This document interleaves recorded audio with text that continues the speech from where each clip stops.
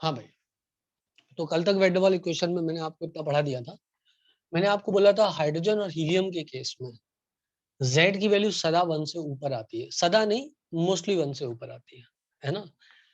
तो क्यों आती है 1 से ऊपर? क्योंकि अट्रैक्शन वाला जो पोर्शन है वो कभी भी डोमिनेटिंग नहीं होगा इनमें, क्योंकि उनके मॉलिक्यूलर वेट इतने कम है कि नेट अट्रैक्शन इनका जो होता है कभी भी बहुत ज्यादा सिग्निफिकेंट एज सच नहीं होता है किसी भी प्रेशर पर, ना लो प्रेशर पर, ना हाई प्रेशर पर, ना मॉडरेटली हाई प्रेशर पर, है ना।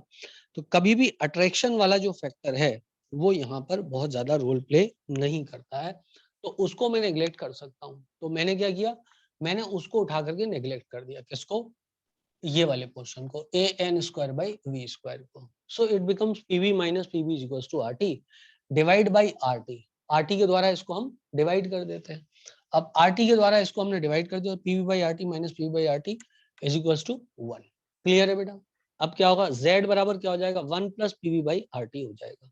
z बराबर हो जाएगा 1 plus PV by R T. तो ये हरदम ज्यादा है, परंतु कल ही मैंने आपको पढ़ाते हुए एक बात बताई थी कि यदि टेम्परेचर को -165 डिग्री सेंटीग्रेड ले लिया जाए तो बेटा सीओ के लिए ग्राफ, सॉरी हीलियम के लिए भी ग्राफ ऐसा ही आने लग जाएगा एट -165 डिग्री सेंटीग्रेड। कल क्या ये वाली बात मैंने तुम लोगों को बता दी थी? मुझे याद है ऐसा कि बता दी थी, फिर भी तुम्हें कंफर्म करना पड़ेगा, कल ये बात हो गई थी क्या? यार चैट बॉक्स है ना, उसमें लिखो ना आना। यस, ठीक है। Yes sir. ओके, अब एक ग्राफ और मैं प्लॉट करना चाहता हूँ, पीवी वर्सेस पी का ग्राफ प्लॉट करना चाहता हूँ। किसका? पीवी वर्सेस पी का ग्राफ प्लॉट करना चाहता हूँ नॉर्मल गैसेस के लिए। तो इसको तो आप उतार लो, और उसके बाद में मैं जो हूँ आपको पीवी वर्सेस पी का ग्राफ प्लॉट करके बताता हूँ।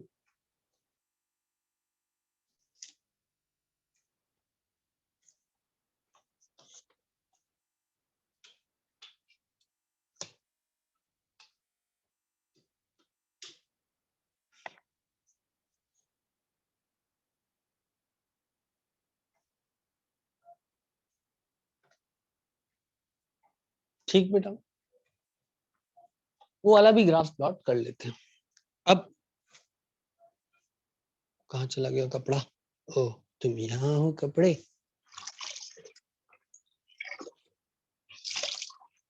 चलो भाई, सबसे पहले झाड़ू पोछा, उसके बाद में आगे की कहानी।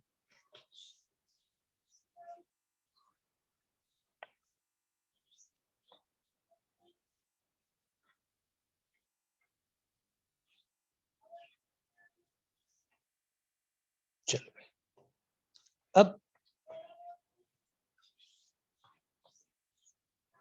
जब मैं बोर्ड मिटाता हूँ आप अपनी आंखें बंद कर लिया करो। वो इसलिए नहीं कि कोई काम ऐसा हो रहा है जो आप देख नहीं सकते, रिलैक्स हो जाएंगी आंखें। यदि मैं मान लो एक ग्राफ प्लॉट करूं पीवी वर्सेस पी का, तो बेटा क्या पीवी वर्सेस पी का ग्राफ भी कुछ वैसा ही आएगा जैसा कि ग्राफ जो है जेड का आया था? ऐसा ही आएगा। ये है पीवी वर्सेस पी का ग्राफ। एक बात आप सोचो कि एक्चुअली जेड क्या था, पीवी बाई आर टी था ना बेटा, पीवी बाई आर टी था ना, आना बोलना पड़ेगा। तो आर टी तो कांस्टेंट होता है, किसी एक कांस्टेंट टेम्परेचर पर ये अलग ग्राफ बनाया था। आर की वैल्यू कांस्टेंट है, टेम्परेचर की वैल्यू कांस्टेंट। तो जो ग्राफ आ रहा है PV by R T, PV by R T versus P का, वैसा ही कुछ उस ग्राफ पीवी वर्सेस पी का आ जाएगा। ठीक है बेटा, पीवी वर्सेस पी का आ जाएगा। तो ये ग्राफ जो है वो हमको पता होना चाहिए। यदि कल कोई पीवी वर्सेस पी का ग्राफ पूछ ले तो वो भी ऐसा ही आएगा। ठीक है, चलो अब एक बात आप समझे कि जो हमने वैल्यूज ली थी, किसकी, जो हमने इक्वेशन ली थी, यदि कोई आपसे ये पूछे कि कौन सी इक्वेशन ज्यादा वैलिड है, जो आइडियल गैस इक्वेशन है वो ज्यादा वैलिड होती है कि वैन डर वाल इक्वेशन ज्यादा वैलिड होती है? तो कौन सी इक्वेशन ज्यादा वैलिड होगी बेटा? चैट में लिख के बताओ कौन सी इक्वेशन ज्यादा आइडियल वैलिड गैस, होगी? Ideal ideal gas. Gas, okay ठीक है। और कोई बेटा? आइडियल गैस, वैन डर वाल, ओके। अलग अलग आंसर है, दो ही आंसर है और एक ने अलग आंसर दिया है, एक ने अलग आंसर दिया है। ऑफ कोर्स बेटा रियल गैस इक्वेशन है वैन डर वाल इक्वेशन ज्यादा वैलिड होगी क्योंकि वो इक्वेशन ज्यादा मिलती है। अरे यार रियलिटी में जो इक्वेशन मिल रही है वो कौन सी इक्वेशन मिल रही है? वैन डर वाल मिल रही है ना। रियलिटी में आइडियल थोड़ी ना मिल रही है। आइडियल चीजें क्या होती हैं? आइडियल चीजें तो आइडियल होती हैं, होती कहाँ? समझिए बात। तो the thing is that van der Waals equation is more valid. Van der Waals equation is more valid than ideal gas equation. ठीक है बेटा।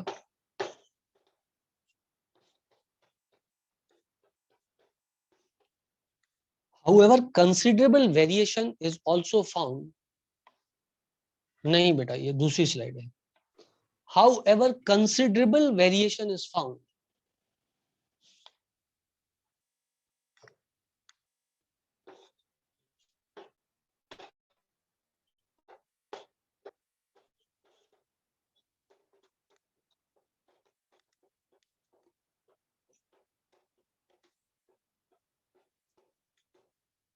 in van der Waal equation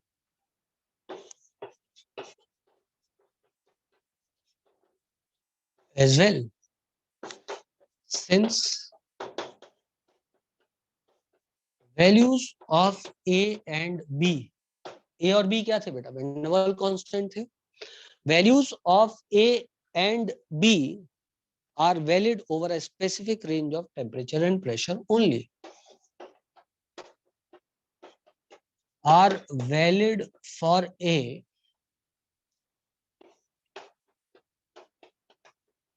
specific range of temperature and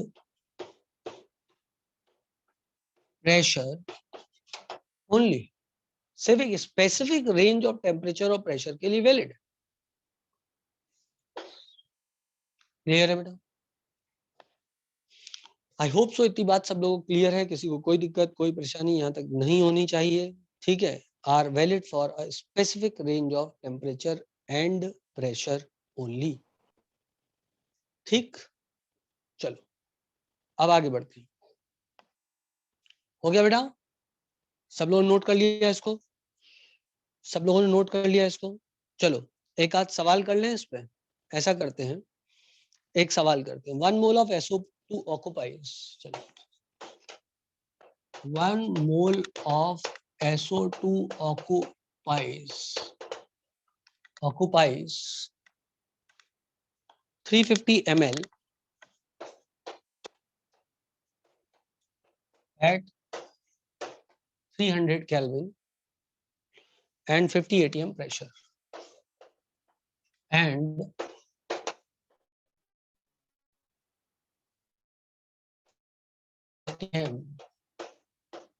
pressure at 50 atm pressure. Calculate the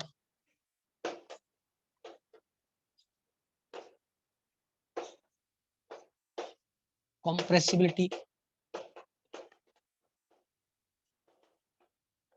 factor या negative deviation या positive deviation में से कौन सा deviation दिखाएगा, ये बात आपको बतानी है। अब आप सोचो बेटा, क्या आपको पता है Z की वैल्यू जो होती है V molar upon V ideal होता है। V मोलर की वैल्यू आपको दी है 350 ml। V आइडियल की वैल्यू V आइडियल बराबर nRT से कैलकुलेट हो जाएगी। प्रेशर कितना दिया है? 50 atm दिया है।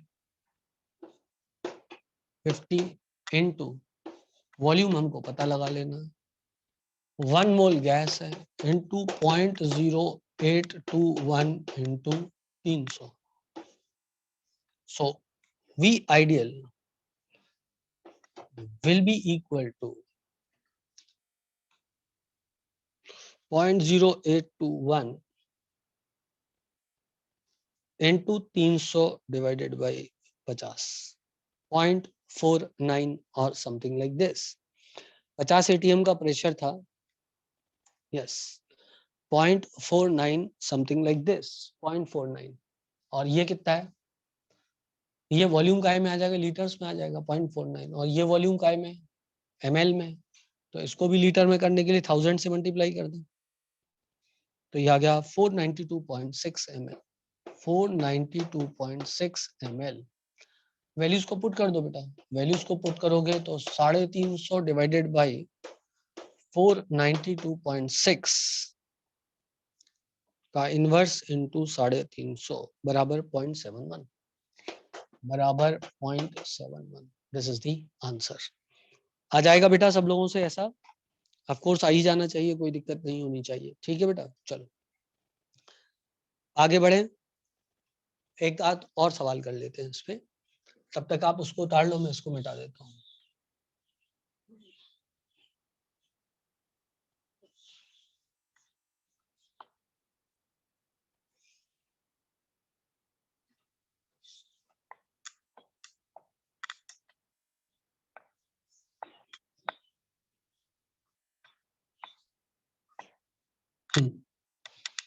अब एक सवाल ऐसा है कि we have got calculate the pressure exerted by 8.5 gram of ammonia.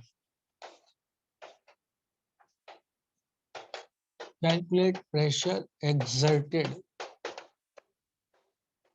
by 8.5 gram ammonia in present in 0.5 liter vessel, present in 0.5 liter vessel at 300 Kelvin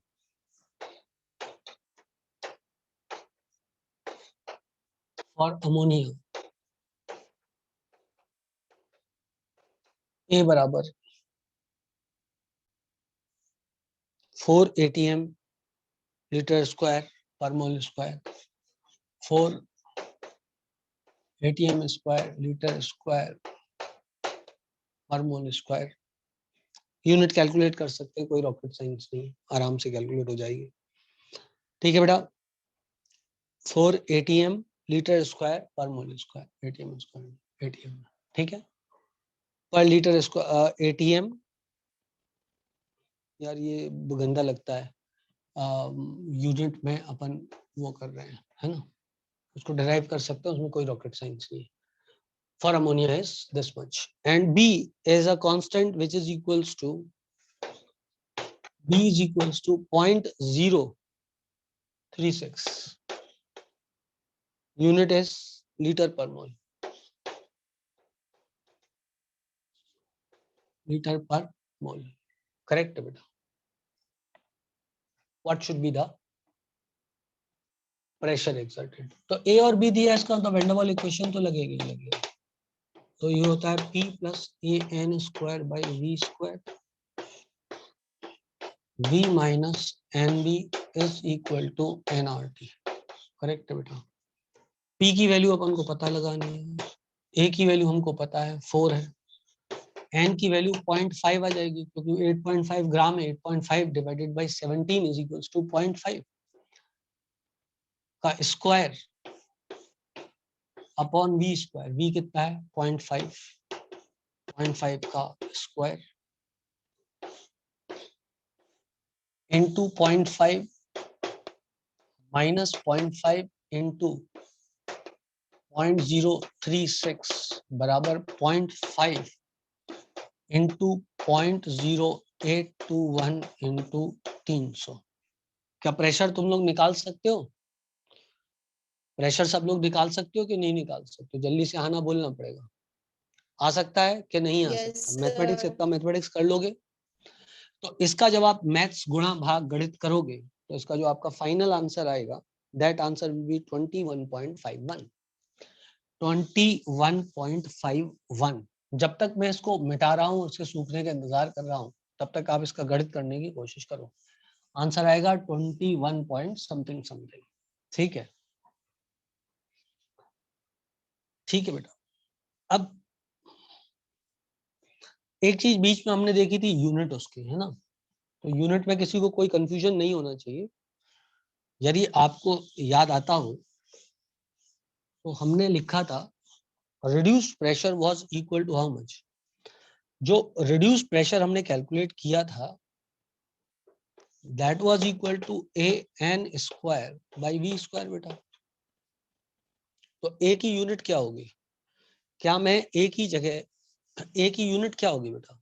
p की जगह atm लिख सकता हूँ, v की जगह लीटर स्क्वायर और n स्क्वायर आएगा तो पर मोल स्क्वायर, वो उसकी यूनिट हो गई। तुमको पता है कि जो को वॉल्यूम था वो क्या था? v was equal to 4 into volume of one atom. तो जो भी वॉल्यूम की यूनिट होगी वही उसकी यूनिट होगी। तो अच्छा, 4 into that was equal to, और क्या दिया है, point B is equal to 0.036 litre पर मोल। ओके, पर मोल भी वैल्यू अपन को लेनी पड़ेगी।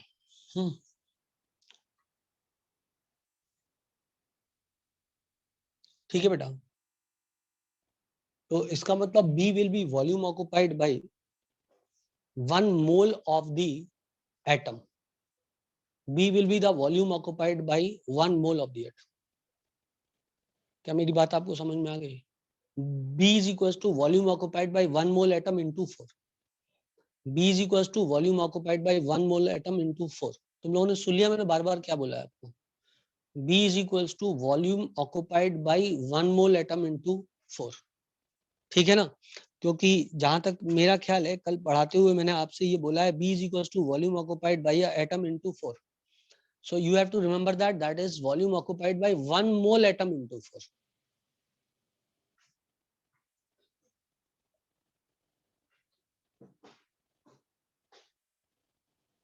ठीक है बेटा, चलो बहुत बढ़िया।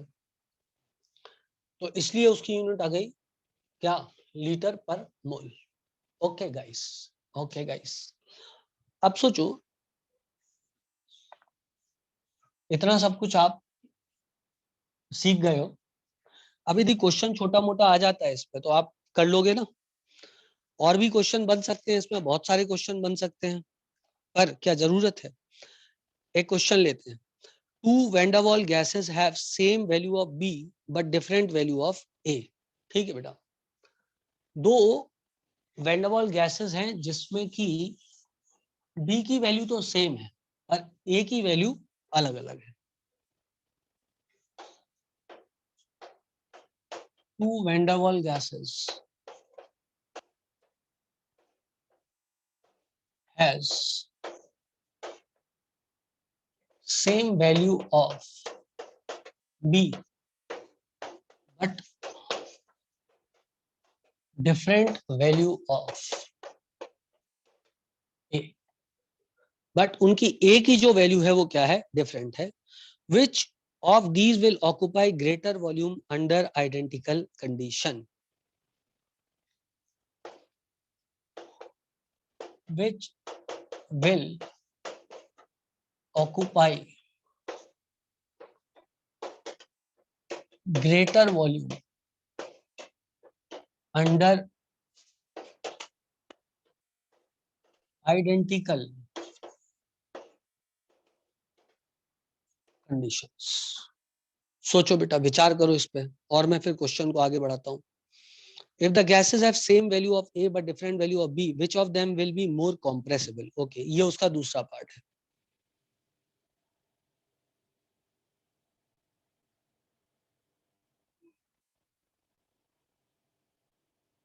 ठीक है बेटा, क्या आंसर होगा इसका बेटा? क्या आंसर होगा इसका बेटा? Which gas will occupy more volume, greater volume? The one which has one having lesser value of A, one having greater value of A,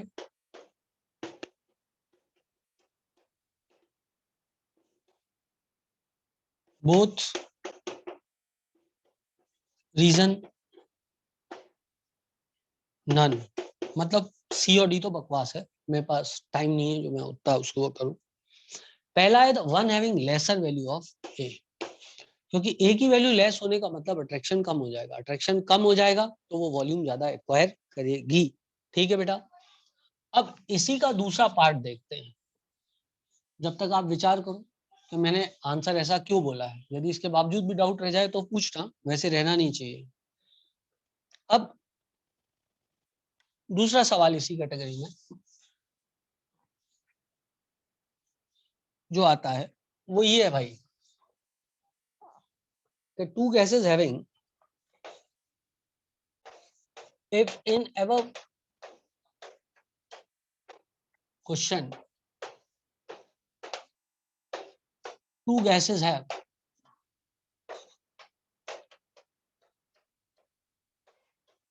same value of A but different value of B, which gas will be more compressible? कौन सी gas ज्यादा compressible होगी?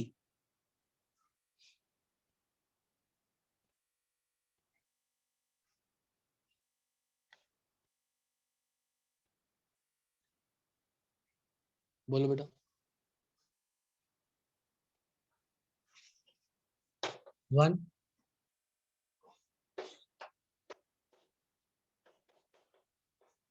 one having lesser value of B, two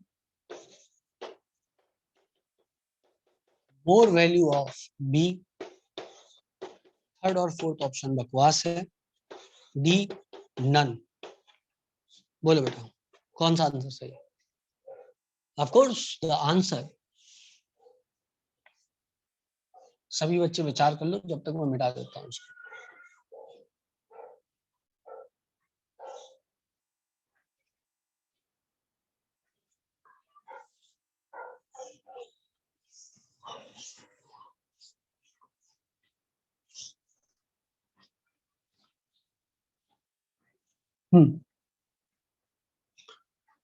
अब यदि आपको याद हो बेटा तो व्हाट वाज को वॉल्यूम, बी की बात कर रहे हैं ना। यदि किसी का B was equal to 4 into volume occupied by 1 mole atom, तो यदि गैस का वॉल्यूम क्या होता है 4/3 पाई आर क्यूब होता है बेटा। रेडियस की वैल्यू बड़ी होगी तो बी की वैल्यू बड़ी हो जाएगी। बी की वैल्यू बड़े होने का मतलब गैस खुद वॉल्यूम ज्यादा ऑक्युपाई करेगी। यदि गैस खुद वॉल्यूम ज्यादा ऑक्युपाई करेगी, ये वो एरिया है, बी जो है को वॉल्यूम वो एरिया है जिसमें वो दूसरी गैस को नहीं आने देता, तो गैस कंप्रेस नहीं हो पाएगी। मान लो एक इतनी बड़ी गैस है और एक इतनी बड़ी गैस है, तो जब दूसरे गैस के मॉलिक्यूल से आप कंप्रेस करोगे, इसको कंप्रेस करोगे तो इसका 4 गुना एरिया इतना बड़ा डायमीटर बनेगा, तो ये वाला जो दूसरा गैसियस मॉलिक्यूल है इतने डायमीटर में आ पाएगा। लेकिन इस मॉलिक्यूल की यदि बात करूं तो इसका जो एरिया होगा, जो इसका मतलब को वॉल्यूम होगा, वो तो इतना बड़ा हो जाएगा।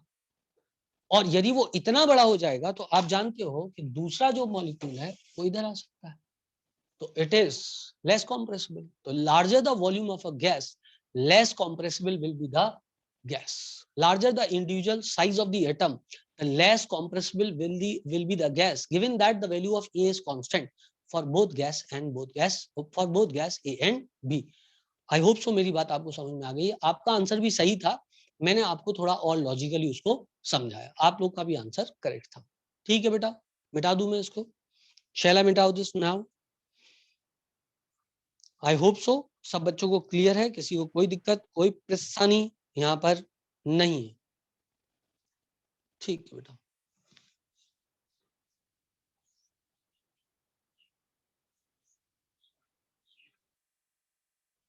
अब बच्चों ये वैन डर वाल इक्वेशन के बारे में वार्तालाप जो है वो खत्म हो गई। आपने एक टॉपिक पढ़ा हुआ liquefaction of gas and use isotherm, पढ़ा है क्या? Liquefaction of gases and use isotherm,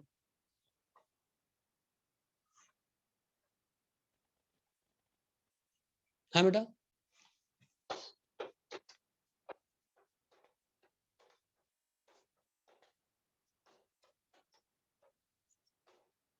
liquefaction of gases, और इसको बोला गया था एंड्रयूज आइसो, मतलब लिक्विफिकेशन ऑफ गैसेस के बारे में एक बात पहले कर लेते हैं कि एक्चुअल सेंस में क्या होता है बेटा। जो गैस के मॉलिक्यूल होते हैं उनके पास एक अपनी काइनेटिक एनर्जी होती है।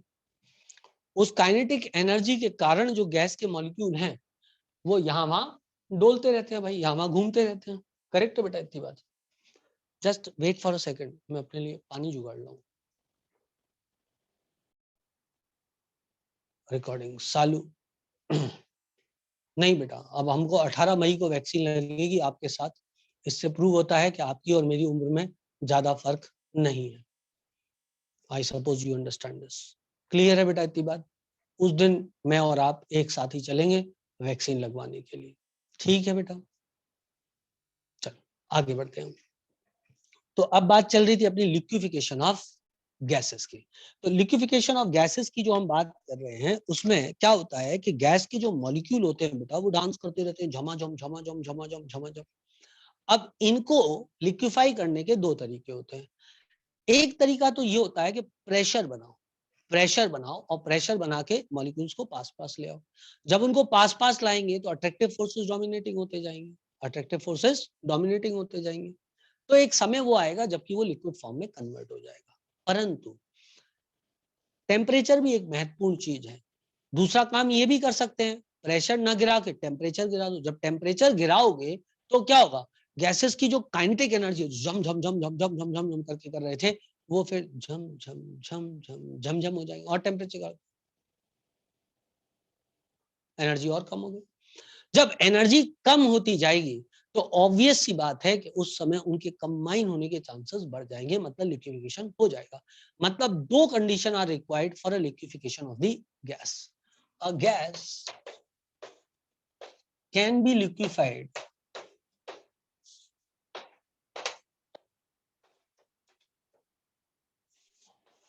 by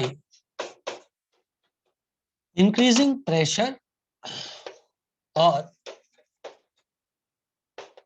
decreasing temperature. बट इनमें से भी एक ज्यादा महत्वपूर्ण चीज क्या है? Temperature. Temperature is more important factor. ठीक है बेटा?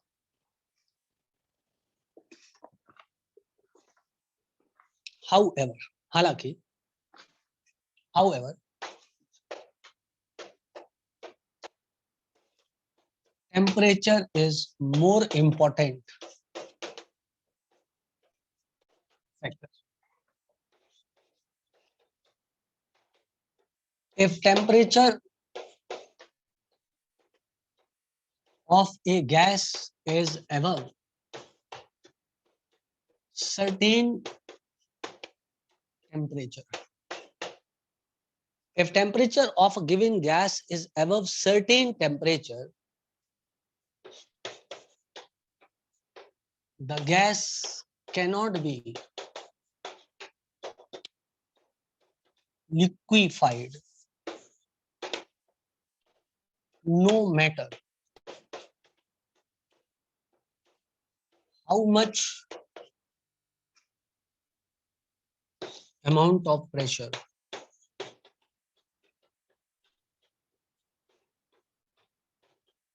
is applied. The temperature below which the temperature below which a gas cannot be liquefied by increasing pressure is called as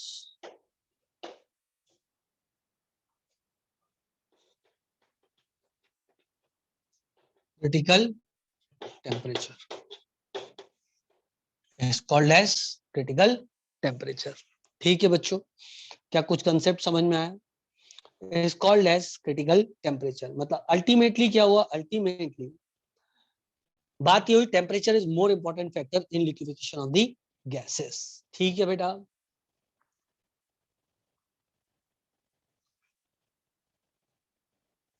ठीक है बेटा। और एक ऐसी वैल्यू देते हैं कि जब जो वॉइड है, जब गैप होता है मॉलिक्यूल्स के बीच में 10 की पावर -5 सेंटीमीटर से कम हो जाता है तो लिक्विफिकेशन स्टार्ट हो जाता है। ठीक है बेटा, if void is greater than 10 की power -5 centimetre,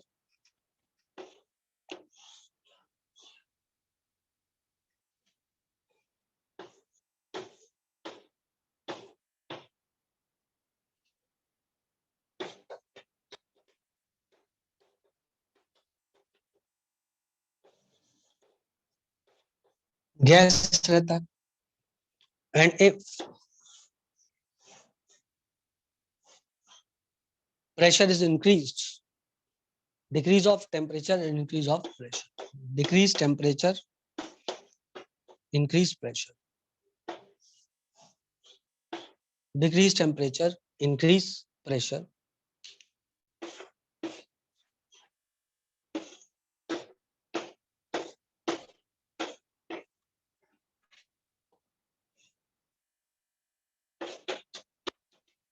void less than 10 की पावर -5 सेंटीमीटर। तो ये क्या हो जाएगा बेटा? This will be liquid, this will become liquid. I hope सो मेरी बात आपको समझ में आ गई। इसके बाद में कंसेप्ट ऑफ इंड्यूस आइसोथर्म आपको बताता हूं, तब तक आप इसको ठोक लो फटाफट, झटापट, जल्दी ठोको।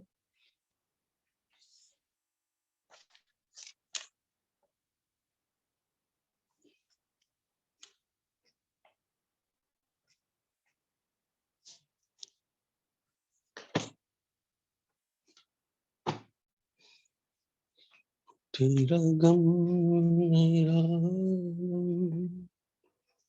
कुछ नहीं। ये तो बहुत गड़बड़ हो रही है। ओके ओके, अरे वाह, ऑलमोस्ट दीवार दिखती तुम लोगों को। ठीक है, दिख रहा है क्या तुम लोगों को बेटा? और पास करूं क्या? पास ही कर लूं जैसा पहले था? बताओ यार, तुम लोग को बोलते नहीं हो कुछ। ये ज्यादा अच्छा है, पहले ज्यादा अच्छा था? ये हल्का ज्यादा सा सर, पास करूं कि यही रहने दो? पास कर लो थोड़ा सा। ओके, आओ पास पास करें।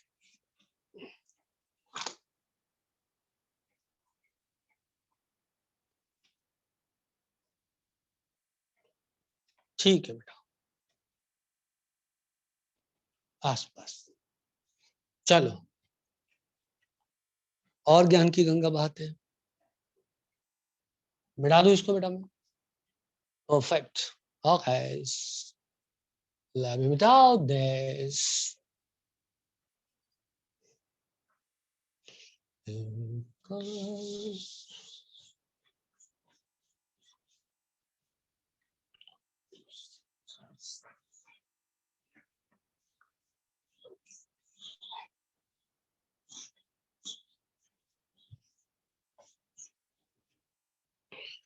तकलीफ न होती जीने में, है काश कहीं ऐसा होता। पहले आते थे ऐसे गाने, आजकल नहीं आते ऐसे गाने, रोतलू टाइप के।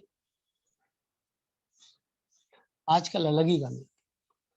मेरा कोई नुकसान नहीं, तेरा घाटा, थोड़ा प्यार हो जाता तो मैं सह नहीं पाता। अब तेरा घाटा, तेरे लिए चाउमीन कौन लाएगा, पिज्जा कौन लाएगा, तेरे नोट्स कौन बनाएगा, तेरा घाटा, मेरा कुछ नहीं जाता। सही है ना बेटा? स्मार्ट बोर्ड लग रहा है ना फिलहाल, ये जब तक ये गीला रहता है तब तक स्मार्ट बोर्ड लगता है। धीरे धीरे स्मार्टनेस कम होती जाएगी। तो खैर,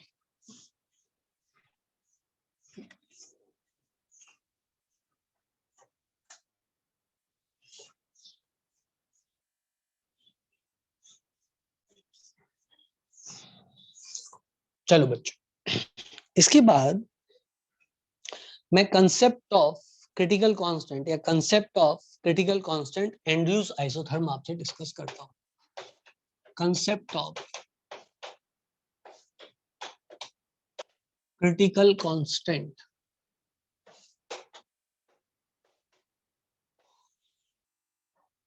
एंड्रयूज आइसोथर्म, ANDREW।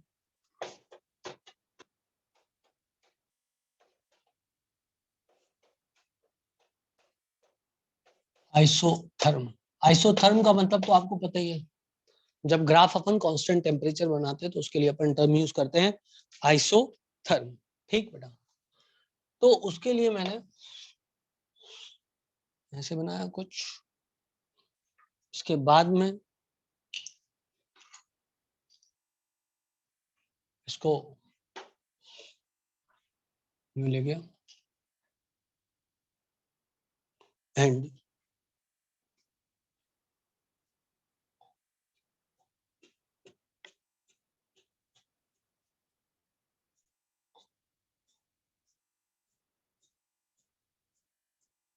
ऐसा कर दिया। तत्पश्चात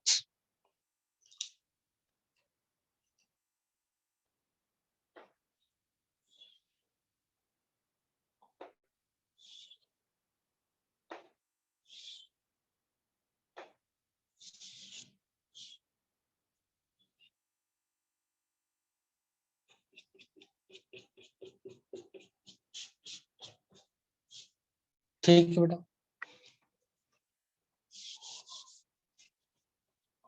आई डोंट नो कि आप लोगों ने पहले ये वाला ग्राफ पढ़ा है या नहीं पढ़ा है। यदि आपने पढ़ा होगा तो आपको और अच्छे से समझ में आ जाएगा, नहीं पढ़ा है तो ध्यान से देखना। ठीक है बेटा?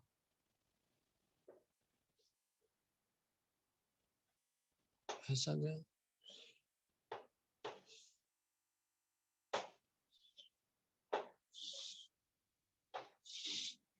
इस हिसाब से। ठीक है बेटा? अब व्हाट हैपेंस की इधर से मैं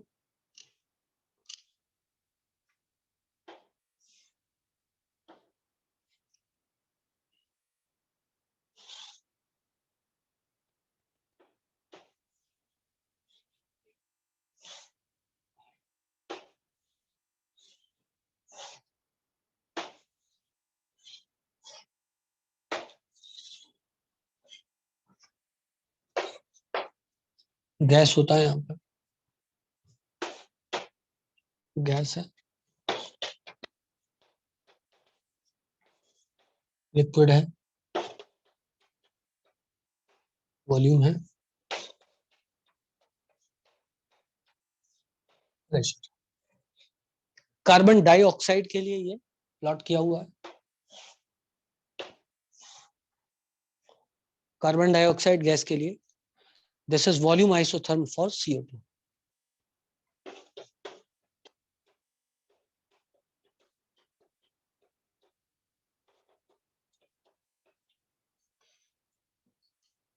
ये जो बीच की कहानी चल रही है इसमें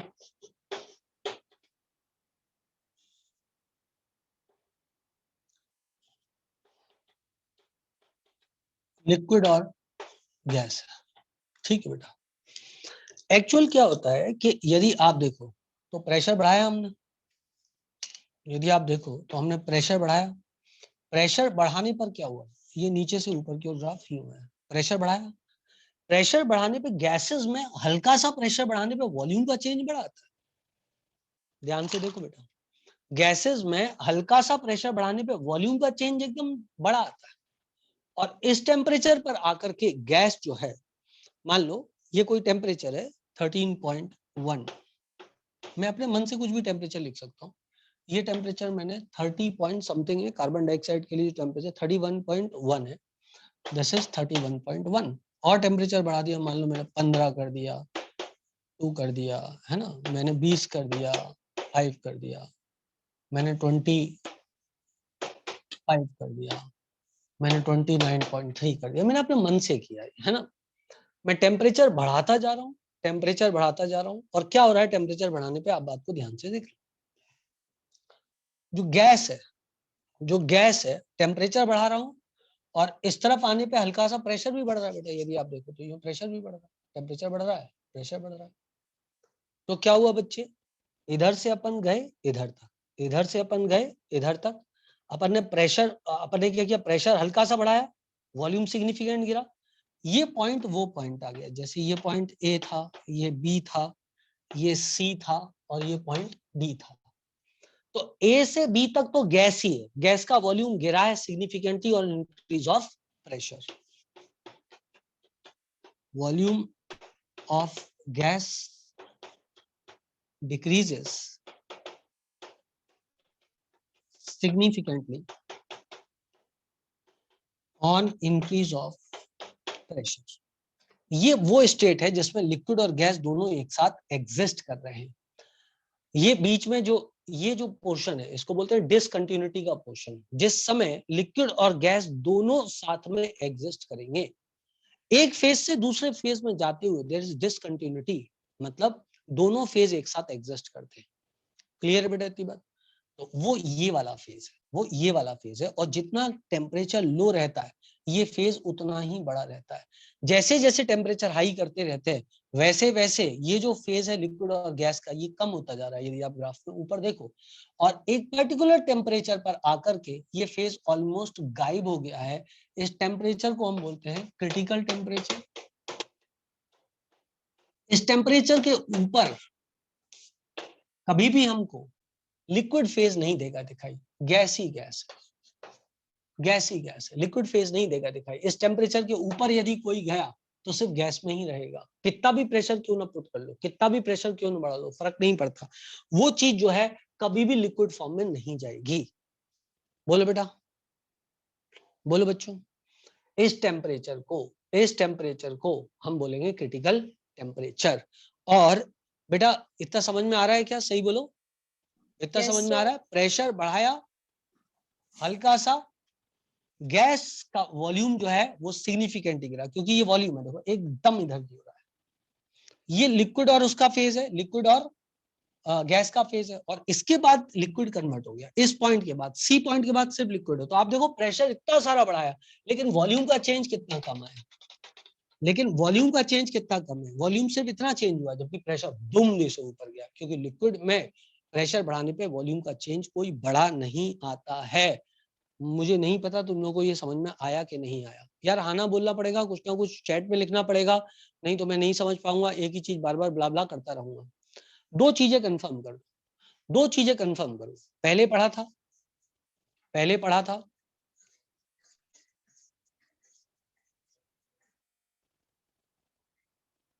नहीं पढ़ा था, चलो ठीक है। अब समझ में आया, अब समझ में आया। दूसरी चीज कंफर्म करो,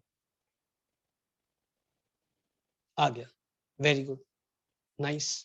इसको बोलते हैं क्रिटिकल टेम्परेचर। और इस टेम्परेचर पे बच्चों, जो इस टेम्परेचर के करस्पॉन्डिंग प्रेशर है, इधर जो प्रेशर आ रहा है, ये जो प्रेशर आ रहा है इस टेम्परेचर के करस्पॉन्डिंग,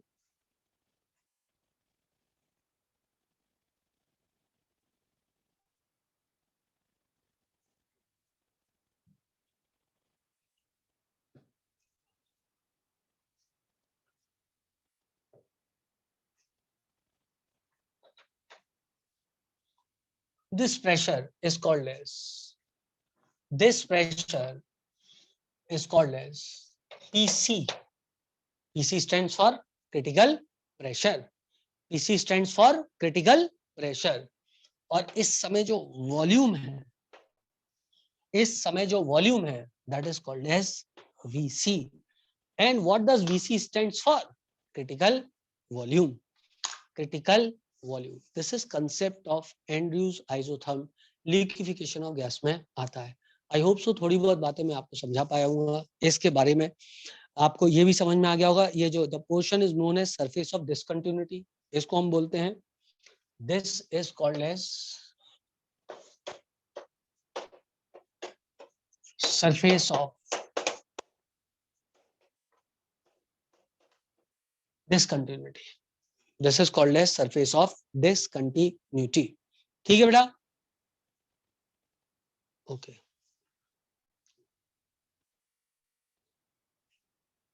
क्लियर है बेटा? Okay, done done done. आप इसको नोट कर लो. और भी इसमें डिटेल हो सकते हैं, मैं जाना नहीं चाहता अब डिटेल्स में और ज्यादा, क्योंकि वो आपके लिए उतना काम का नहीं रह जाएगा, इसलिए.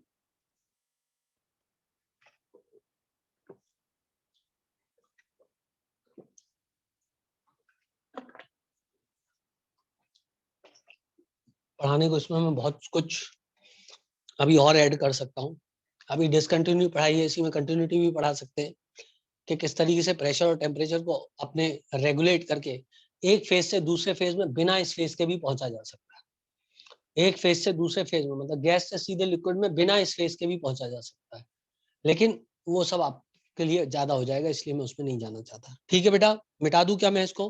तो मैं क्रिटिकल प्रेशर और क्रिटिकल वॉल्यूम डिफाइन कर दूं. वैसे आप समझ गए होंगे क्रिटिकल प्रेशर क्रिटिकल वॉल्यूम क्या है.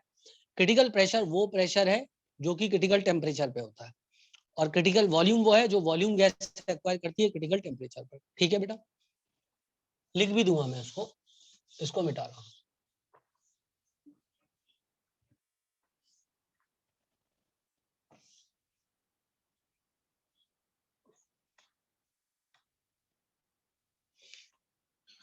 लगा चुनरी में दाग मिटाऊं कैसे, क्योंकि क्या हुआ है, पूरा कपड़ा जो है रंगीन हो गया है.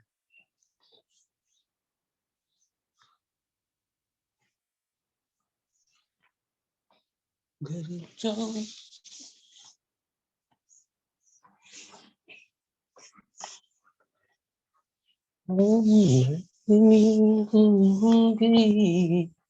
मोरी चुनरिया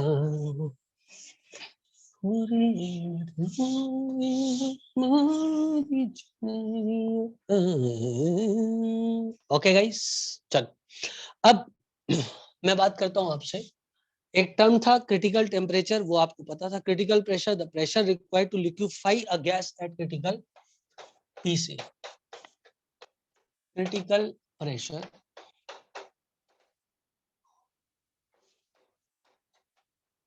it is pressure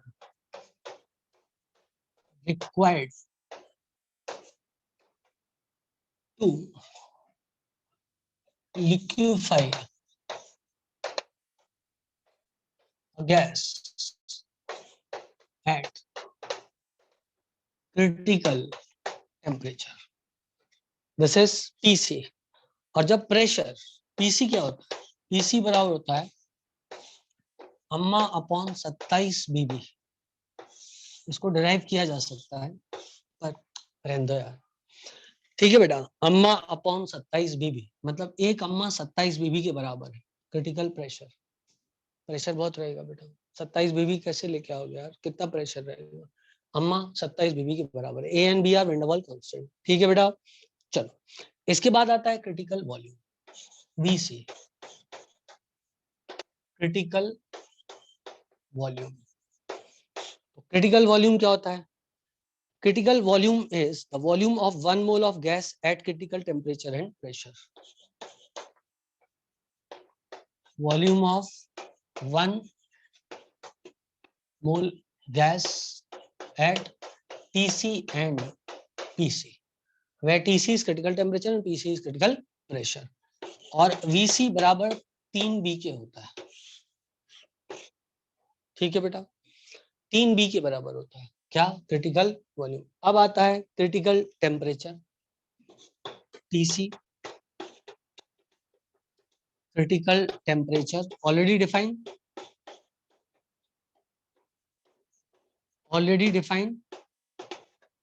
This is the temperature above which a gas cannot be liquefied by putting any amount of pressure. This is critical temperature. और critical temperature TC किसके बराबर होता है? 8 अम्मा 27 रब के बराबर होती है। 8 अम्मा 27 रब के बराबर होती है। बेटा रब माँ से माँ रब से बड़ी होती है। सो 8 अम्मा बराबर 27 रब। याद हो जाएगा क्या? आर बी मतलब R is gas constant, B is van der Waals constant, A is van der Waals constant. I hope so कि मैं आपको याद करा पाया हूँ इस चीज को थोड़ा थोड़ा, और आपको बात समझ में आ गई होगी। ठीक है बेटा, एक सेकेंड, हमारा वीडियो गायब हो गया है, मैं आता, एक सेकेंड आता।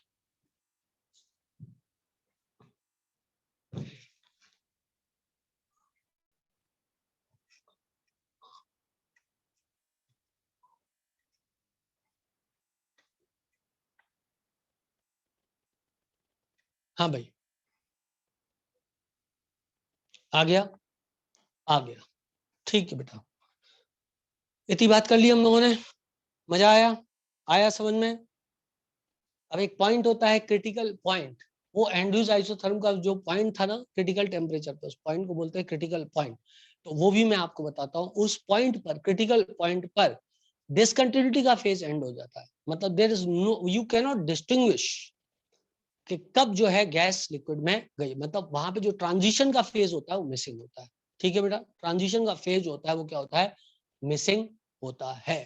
ठीक है बेटा, चलो इसको आप नोट कर लो, उसके बाद मैं आपको क्रिटिकल पॉइंट के बारे में बताता हूँ।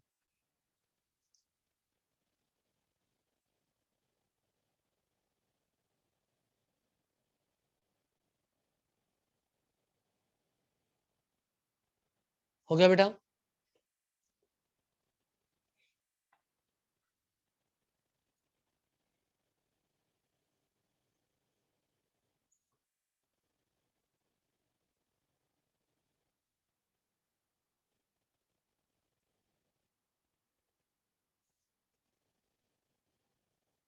हम्म,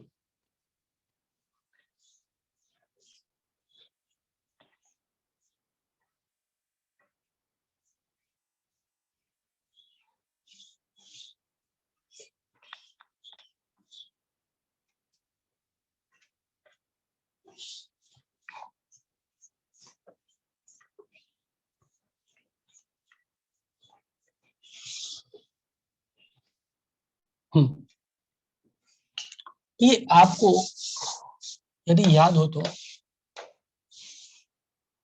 ये जो पॉइंट था,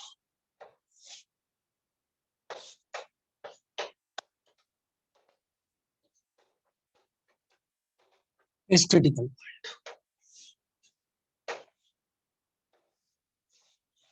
ठीक है बेटा, this point is critical point. ठीक है बेटा, अब अपन लिखते हैं क्रिटिकल पॉइंट के बारे में। Critical point refers to the state of a substance at critical temperature and critical pressure. It refers to state of a substance. It refers to state of a substance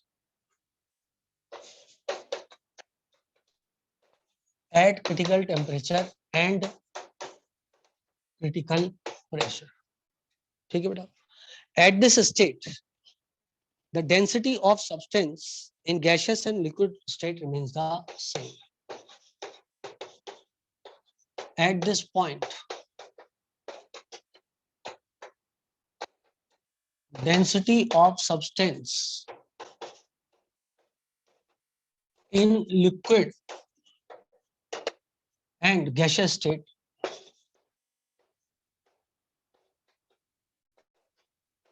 remains same. पहली point, there is no phase of discontinuity. ठीक है, you cannot distinguish between the gas and the liquid. ठीक है बेटा, the separation between liquid and gas disappears. That is continuity establishes.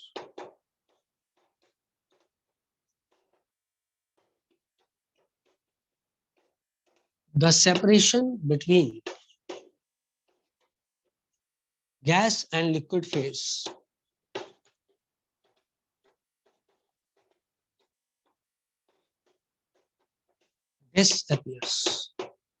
Disappear हो जाता है। ठीक है बेटा, ये बात आपको पता है, इसके बारे में होनी चाहिए थी। No second phase is present, ठीक है। The gases below the critical temperature are called as vapour. Gases below critical temperature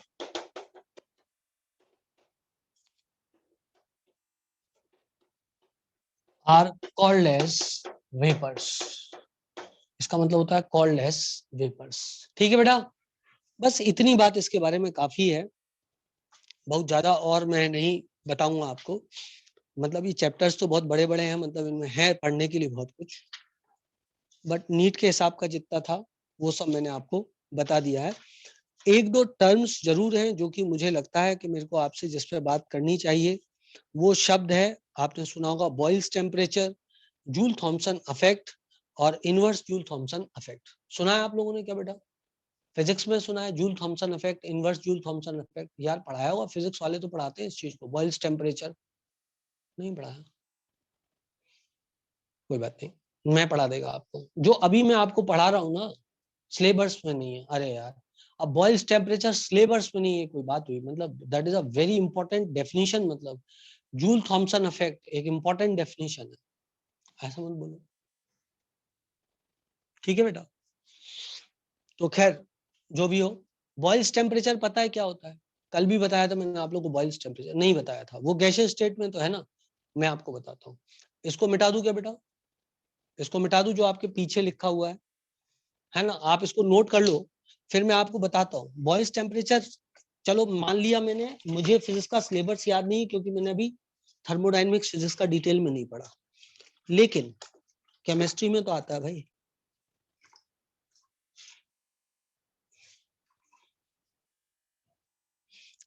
और सिलेबस हरदम बेटा मोटा मोटा होता है, ऐसा नहीं होता डेफिनेशन भी सिलेबस में हो, है ना? समझना बॉयल्स टेम्परेचर क्या होता है, वेरी इंपॉर्टेंट। केमिस्ट्री में तो कभी भी टपक सकता है।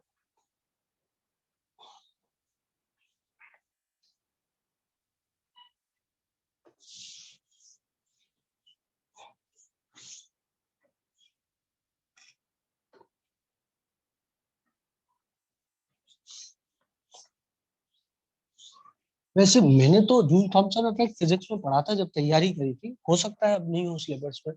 होता है ना, जब एक स्मॉल ऑरिफाइस के थ्रू गैस को एक्सपांड करते करते हैं तो वो कूलिंग इफेक्ट दिखाता है, गैस कूलिंग इफेक्ट दिखाती है, उसको बोलते हैं जूल थॉमसन इफेक्ट। पर एक टेम्परेचर के ऊपर ऐसा होता है, कभी कभी गैस हीटिंग इफेक्ट दिखाने लग जाती है, उसको बोलते हैं इनवर्स जूल थॉमसन इफेक्ट। नहीं सुना?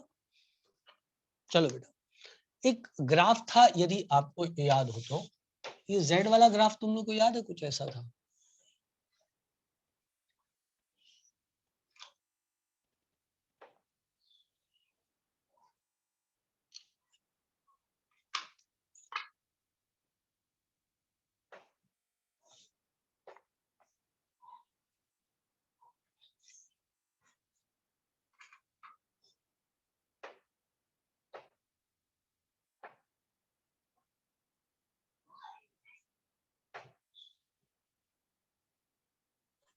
ऐसा कर देते हैं और चार टेम्परेचर लिख देते हैं बेटा, ये T1, ये T2, ये T3 और ये T4। और वो पूछता है कि कौन सा ग्राफ, इधर Z लिख दिया, इधर P लिख दिया, और बोलेगा कौन सा ग्राफ जो है वो बॉयल्स टेम्परेचर पे लिया गया है, T1, T2, T3 और T4। तो बॉयल्स टेम्परेचर वो टेम्परेचर होता है जिसपे गैस ऑलमोस्ट आइडियल बिहेवियर दिखाने लग जाती है। Boils temperature is a temperature at which gas shows almost ideal behavior. तुम्हें क्या लग रहा है, नीला ग्राफ, सफेद ग्राफ, पीला ग्राफ और पिंक ग्राफ में से कौन सा ग्राफ है T1, T2, T3, T4 कौन सा आइडियल बिहेवियर के सबसे नजदीक है? यार बोलना पड़ेगा भाई, कौन सा सबसे नजदीक है आइडियल बिहेवियर के graph? T1, T2, T3, T4 वाला, ब्लू वाला। वेरी गुड, ब्लू वाला नजदीक है। ये T1 पे बनाया गया, देखो ये T2 पे बनाया गया, ये T3 पे है और ये T4 पे है। तो इसका मतलब here boils temperature is T1. Here in above graph boils temperature is T1. boils temperature is T1 और boils temperature TB बराबर होता है अम्मा अपॉन रब, मतलब ईश्वर और माँ बराबर हो गए बॉयल्स टेम्परेचर पे। आइडियल बिल्कुल अम्मा और रब बराबर हो गई, माँ रब के बराबर हो गई। आइडियल बात हुई कि नहीं? तो वो टेम्परेचर जिस पे गैस आइडियल बिहेवियर दिखाने लग जाती है उसको बोलते हैं बॉयल्स टेम्परेचर या ऑलमोस्ट आइडियल बिहेवियर दिखाने लग जाती है। और फॉर्मूला क्या हो गया, अम्मा अपॉन रब, फिर भी माँ ऊपर है, वो बराबर है फिर भी माँ ऊपर और रब नीचे। याद रह जाएगा कि नहीं रह जाएगा? यार जल्दी बोलो यार, याद रह जाएगा कि नहीं रह जाएगा? जब मैंने क्रिटिकल टेम्परेचर बताया था तो उस समय 8 अम्मा 27 रब के बराबर थी। प्रेशर पर 1 अम्मा 27 बीबी के बराबर थी और वॉल्यूम में 3B बराबर था वीसी। मैं अकेला ही पे कर रहा हूं, तुम यस नो कुछ भी नहीं करना चाहते हो। समाज बदल रहा है, सच बोल रहा हूं, समाज बदल रहा है, ये बात सत्य है बेटा। लोग आलसी होते जा रहे हैं। चलो भाई आगे बढ़ते हैं, आगे पढ़ते हैं। हो गया। अब जूल थॉमसन इफेक्ट आपने बोला आपके सिलेबस में नहीं है तो मैं समझ गया हूं, कोई बात नहीं, आज का शायद समय भी हो ही गया होगा। ओह या इट्स ऑलमोस्ट समय ओटी। जूल थॉमसन इफेक्ट आप कहो तो मैं आपको बताऊं जूल थॉमसन इफेक्ट का मतलब क्या होता है। ऐसे ही बता देता हूँ, सुनो। जब किसी गैस को, कॉम्प्रेस्ड गैस को एक स्मॉल ऑरिफाइस के थ्रू निकलने देते हैं तो गैस कूलिंग इफेक्ट दिखाता है, इसको बोलते हैं जूल थॉमसन इफेक्ट। तो गैस कूलिंग इफेक्ट दिखाता है, इसको बोलते हैं जूल थॉमसन इफेक्ट। ठीक है बेटा, परंतु ये पर्टिकुलर टेम्परेचर तक ही होता है।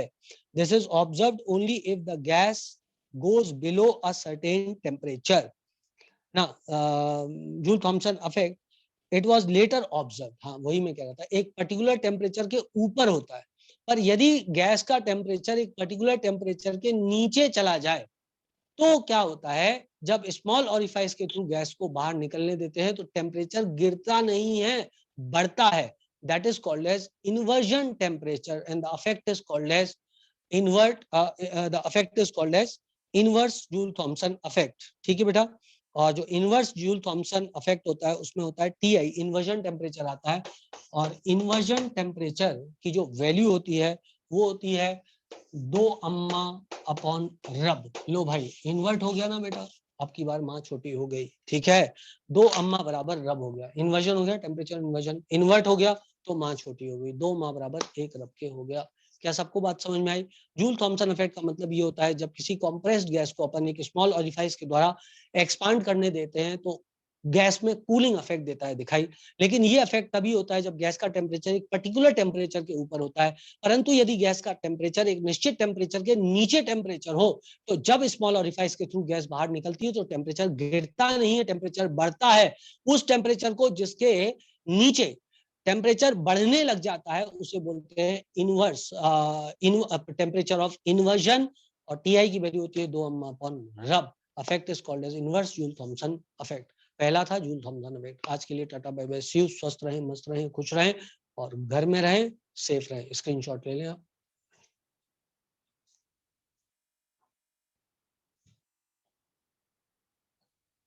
ठीक है बच्चों, okay, bye bye, tata, see you, bye बेटा।